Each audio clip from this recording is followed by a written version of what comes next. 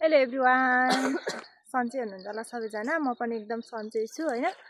आज हामी चाहिँ जाँदैछौँ मेरो माइली दिदीको घरमा खाना खाने गरी। बिहानै खसीको आन्द्राभुडी धुन बोलाएको थियो, तर बिहान पानी परेर उठ्न सकिएन अनि गइएन हैन। दिदी रिसाइसक्यो होला, दिदी र भेनामै हुनुहुन्छ नि त, अनि आन्द्राभुडी धुनु पर्ने। अब गएर राखिदिएको छ कि भाग। हामी चाहिँ यहाँ जाँदैछौँ, सबैजना जाँदैछौँ यता हैन। अनि आजको बेलुकाको खाना चाहिँ आज मामा घरमा हजुरआमाले बोलाउनु भएको छ। हामी चाहिँ सबैजना जाँदैछौँ हैन। यहाँनिर मैले चाहिँ भिडियो बनाउन मन लागेको, कस्तो आज वेदर पनि, पानी बिहान सिमसिम परेर तमिरहेछ नि त। अनि मम्मी, म, भदैनी अनि सन्ध्या छोरी नानी जाँदैछौँ हामी चाहिँ रोटी रोडको बाटो। अनि बाटो चाहिँ यस्तो छ, यो बाटोबाट जानुपर्ने छ। ठाउँ ठाउँ अहिले भरे बाटो पनि देखाउँछु म। अनि यो मुनि देखिएको घर चाहिँ, यो माथिको चाहिँ मेरो दिदीको र मुनिको मेरो नयाँ ब्लगमा स्वागत छ। आज चाहिँ म माइलो ठुलो मम्मीको घर जाँदैछु। अनि त्यहाँदेखि आज चाहिँ मम्मी आमाहरूले आन्द्रा धुनु बोलाउनु भएको थियो, तर पानी परेर हामी ढिलो उठ्यौँ। अहिले चाहिँ हामी हिँड्दै हिँड्ने बाटोमा जाँदैछौँ। अब एकछिनमा म तपाईँलाई देखाउँछु। ऊ चाहिँ मेरो बदैनी। अनि मेरो हालत चाहिँ हेर्नु न, यहाँ चप्पल उस्तै छ, हिँडाइ उस्तै होइन। अनि यो चाहिँ उकालो बाटो, रोटी रोड घुम्दा पनि हुन्थ्यो, सर्टकट बाटो जाऊँ भनेर उकालो बाटो जाँदै गरेको। अनि यो माथि देखेको यो चोक चाहिँ पिपलबोटे चोक हो होइन। मेरो घरदेखि 10 मिनट जति लाग्छ हिँड्दै आउँदा। अनि यहाँ पर अलिअलि देखिएको यो चाहिँ स्कुल हो। पहिला म 5 कक्षादेखि 10 कक्षासम्म पढेको स्कुल यहाँ छ। अनि यो चाहिँ पिपलबोटे चोक हो देखिएको चाहिँ। अनि हामी चाहिँ यहाँ जाँदैछौँ। अब लगभग म चाहिँ दिदीको घर पुगिसक्न आँटेको छु। यो देखिएको घर चाहिँ मेरो दिदीको हो। अनि यहाँनिर चाहिँ बनमाराहरू टन्नै लगाएको रहेछ, बनमारा फुलेर भयाले भइरहेको रहेछ क्या। मलाई चाहिँ भिडियो बनाउन मन लागेको, अनि म चाहिँ भिडियो बनाउँदै बनाउँदै जाँदैछु रोटी रोडको बाटो। आन्द्राभुडी चाहिँ धोइसकेको छ कि राखिदिएको छ थाहा छैन, अब गएर हेर्नुपर्ने छ होइन। अनि आज दिदीको घरैमा नजिकमा कुवा उम्रेको छ, पानी उम्रेको छ। कुवा भन्दा पनि कुवा चाहिँ अनि यहाँनिर अहिले बर्खाबाट सफा गरेको रहेछ, झरिहाल्छ नि त पात पत्याङ्ग। यहाँ मुनि चाहिँ खेत हो, तर दिदीहरूले बारी नै बनाउनु भएको छ। खोलाहरू चाहिँ के झुसुक झुसुक सबै गुबारा लागिसकेको रहेछ। म चाहिँ पुनाटे बोडीको बोटहरू टन्नै रहेछ, भर्खर फुल्दै रहेछ होइन। अनि त्यस पछाडि ओ माई गड, दाउरा कति धेरै काट्नु भएको रहेछ हो दिदी भिनाजुले त। अब यहाँ मात्रै होइन, अरू पनि छ है दाउरा चाहिँ, यति मात्रै होइन अन्त पनि छ। अब म चाहिँ लगभग पुगिसकेको छु। फुलहरू पहिला त अलिक धेरै थियो, अहिले त झुसुक झुसुक रहेछ फुलहरू पनि। छोरीको जाँगर धेरै भएर होला होइन, फुलहरू पनि यस्तो रहेछ। अनि लगभग फाइनल्ली पुगिसकेको छौँ हामी चाहिँ। अनि यहाँभित्र चाहिँ को छ पनि, कान्छी छोरी रहेछ, सब्जी बनाउँदैछ जस्तो छ होइन, भिडियो बनाइदिएको। अनि त्यस पछाडि यो चाहिँ सन्ध्या छोरीको घर प्लस मेरो माइली दिदीको घर हो। अब मासु काटेतिर जाँदैछु है म चाहिँ। अनि यहाँनिर कस्तो अवस्था छ यहाँको प्रत्यक्ष अवस्था देखाउँछु। यहाँ चाहिँ खसी डालेर यस्तो अवस्था रहेछ, दुईजना बुढाबुढी मिलेर चाहिँ।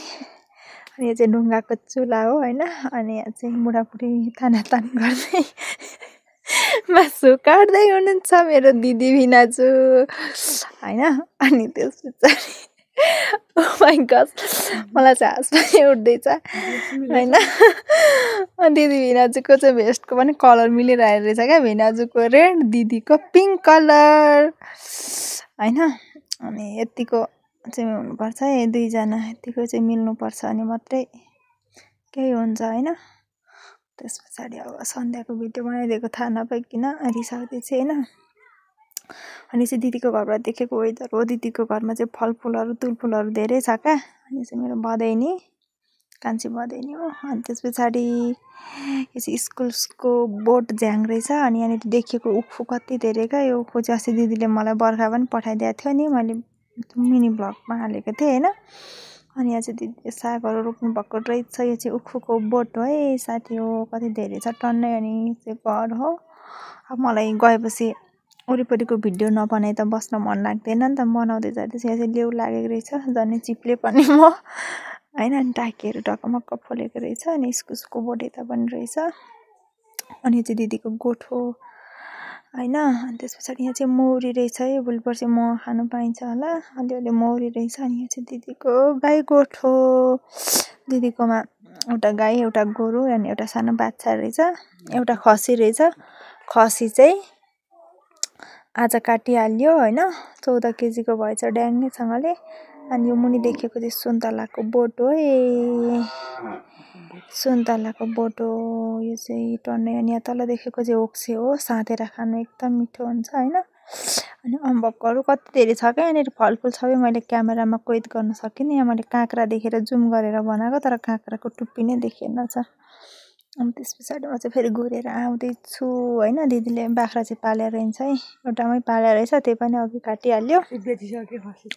खसी ससी बेचिसक्नु भएको रहेछ। अनि यहाँ चाहिँ तोरीबारी हेर्न जान मन लाग्यो मलाई। तोरी भर्खर छर्नु भएको रहेछ। भर्खर उम्रिँदै रहेछ। अनि यता पनि सुन्तलाको बोटहरू छ अम्बकहरू। ल अरे यहाँ खै के कता कता के छ धेरै छ तुलफुल। अनि त्यस पछाडि अब यहाँदेखि उँधो झर्दैछु। यो चाहिँ मेरो छोरा हो होइन। अनि त्यस पछाडि यो चाहिँ घर। अब यता हेर्दैछु यहाँ के गर्दैछ। सन्ध्या चाहिँ भात पस्किँदै रहेछ। साधुनी हो नि त। अनि यो चाहिँ भिडियो बनाइदिएको लजाले पर्दैन भन्दै हाँस्दै भाग्दैछ। अनि यहाँ भेना चाहिँ एक्लै मासु काट्दै हुनुहुन्छ। अनि यता जाँदैछु। आन्द्रा बुढी धोइसक्नु भयो भनेर आएको त हामीलाई नै भाग राख्दा रहेछ। तर दिदी पानी हाल्ने मम्मीले धुनुभयो होइन। खसीको बुढी र आन्द्रा चाहिँ मेरो बेस्ट हो है। एकदम मिठो लाग्छ मलाई। अनि म चाहिँ यसरी भिडियो बनाइदिन्छु। अनि अब पकाउने चाहिँ मलाई नै राखिदिएको रहेछ क्या। जिम्मा प्याज काट्दैछु। अनि यहाँ चाहिँ मासु खसीको टाउका पनि पोलिओली भिनाजुले रेडी गर्नुभएको छ। बसो सोसो गट। अब दिदीले मासु खान बोलाएको। मासु पकाउन लगाएपछि त पकाउनै पर्यो होइन। अनि यो चाहिँ कर्जी मर्जी हो है। खसीको कर्जी मर्जी भाग्दैछ। पकाउँदैछु चलाउँदैछु सुधारिएको चुलोमा होइन। चुलो चाहिँ मैले मजाले देखाएको छुइनँ। अनि त्यस पछाडि त्यो पाकिसकेपछि अब मासु पनि पकाउनु पर्यो। कर्जी मर्जीले मात्रै त हुँदैन। अनि त्यो मासु पनि फेरि पकाउने बिना चाहिँ मलाई नै आएको छ। त्यही भएर म चाहिँ पकाउने कुरामा फेरि मलाई अल्छी लाग्दैन नि त। जाँगर चल्दिन्छ। सामान चाहिँ हुनु पऱ्यो। अनि म चाहिँ पकाउँदैछु। अनि यो चाहिँ कर्जी मर्जी पाकेर यता खनाएँ। अनि त्यस पछाडि मासु पकाएँ। अनि मासु चाहिँ खसीको त सुपवाला नै मिठो हुन्छ नि त। अनि चिसो चिसो छ पानी परेर। अनि यो चाहिँ मैले पकाएँ। अनि त्यस पछाडि मैले चाहिँ सबैजनालाई दिइसकेँ होइन। सबैलाई दिइसकेँ। अनि म खाँदैछु। म चाहिँ बटुकामा खाँदैछु किनभने अगाइसकेको छु नि त। पकाउँदा पकाउँदै म चाहिँ अगाइसकेको छु। मासुको त्यो बास्नाले नै अगाइसकेको छु। अनि म चाहिँ सेकुवा खाने भनेर नि अलिक भुँडी साँच्दैछु। अनि भेनालाई मैले सेकुवा खाने भनेर सेकुवा बनाउनुलाई तारसार यो के को खोज्न लगाएर चाहिँ सेकुवा फर्स्टचोटि मैले पोलेको। पोल्न आउँदैन नि त। अब मिठै हुन्छ होइन। मासु भन्ने चिज यत्तिकै मिठो हुन्छ। तीमाथि यो त पोलेको छ कस्तो छ अब खाएपछि थाहा हुन्छ एक्सपिरियन्स कस्तो। ओ माई गड। अनि पोले धेरै बेर लगाएर पोले रातो भएको छ। यहाँ डढेको पनि छ होइन। अरू पनि छ है। यो चाहिँ पोल्दै खाँदै गरेको। अब उता फेरि उड्नु पर्ने छ। अनि त्यस पछाडि नुन खोर्सानी भदैनी र मेरो छोरीलाई पिन्नु लाएर चाहिँ मलेर चाहिँ मुखबाट पानी आइसक्यो। म चाहिँ खाँदैछु। वाउ यम्मी रहेछ कस्तो मिठो